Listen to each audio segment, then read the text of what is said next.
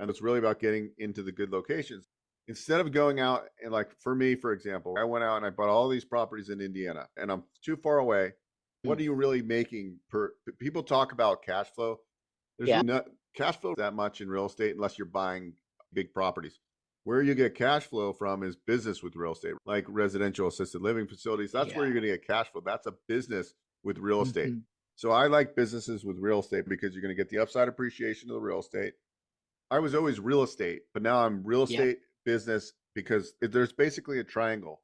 Okay. Hmm. You got to make active income from a operating business. That's right. You're going to take that cash flow, you're going to dump it into long-term real estate holds where you're going to get appreciation, depreciation, Mm. mortgage pay down, right? Your tenants or Yep. your residents are paying down.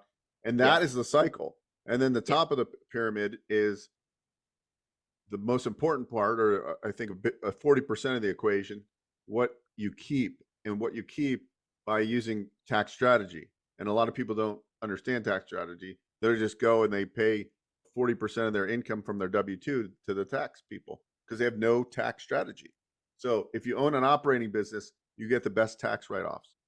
So I think you got to think about all this kind of stuff going forward, especially right now because the market is tight.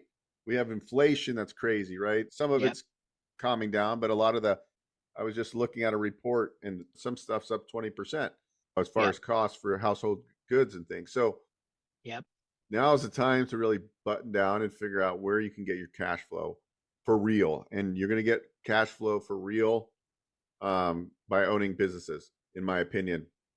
David Green just put Yes. yeah, David Uh, Green just put a post on social media and people were like, "What are you talking?" He's you're not making money from owning rental properties.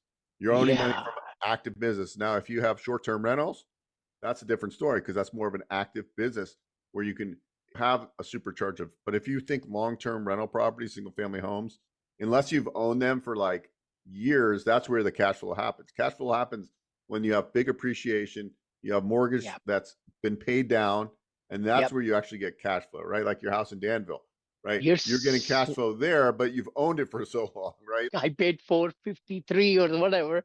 It's worth 2 million, five, whatever it is. The cash flow in multifamily in the last 3 years has changed so much because rental income has not gone up. The interest rates have gone way high. Insurance has gone up. Property taxes has gone up.